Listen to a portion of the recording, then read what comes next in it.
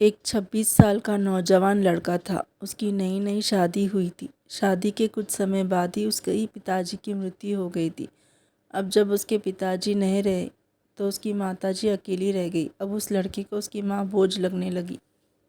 वो नौजवान अपनी माता को वृद्धाश्रम भेज देता है और बीच बीच में वृद्धाश्रम जाकर अपनी माँ की खबर लेता है कि माँ ठीक है या नहीं।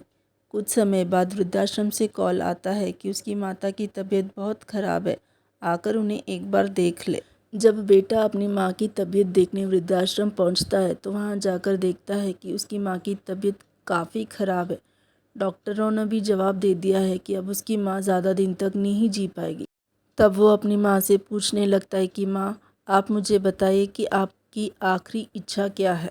तब उसकी माँ कहती है कि बेटा, मेरी आखिरी इच्छा ये है कि तुम इस वृद्धाश्रम में एक फ़ैन लगवा दो, क्योंकि यहाँ मुझे बहुत ज़्यादा गर्मी लगती है।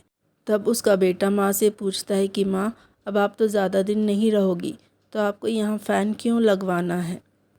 तब उसकी माँ उसे बताती है कि मैंने तो अपना जीवन जैसे तैसे इस गर्मी में व्यतीत कर लिया, किंतु जब तुझे तेरे बच्चे वृद्धाश्रम में भेजेंगे तब तू इस गर्मी को नहीं सहन कर पाएगा, और ये मैं नहीं चाहती कि मेरा बच्चा दुखी हो।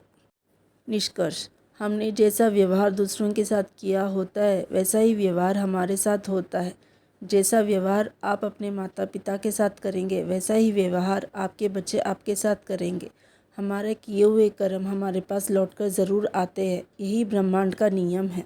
आखिर मनुष्य को उसके कर्म ही काम आते हैं। जिसने अच्छे कर्म किए हैं उसके साथ हमेशा अच्छा ही होता है, और बुरे कर्म करने वाले लोग के साथ हमेशा बुरा ही होता है। इसीलिए हमें हमेशा अच्छे कर्म ही करने चाहिए ताकि हमारे साथ अच्छा हो। आखिर समय में हमारी कर्म की दौलत ही हमारे साथ जाने वाली है। मनुष्य के कर्म उसके पास लौटकर ज़रूर आते हैं, और यही ब्रह्मांड का नियम है। हमें ये भूलना नहीं चाहिए कि हमारे कर्म हमें कभी भी माफ़ नहीं करते हैं।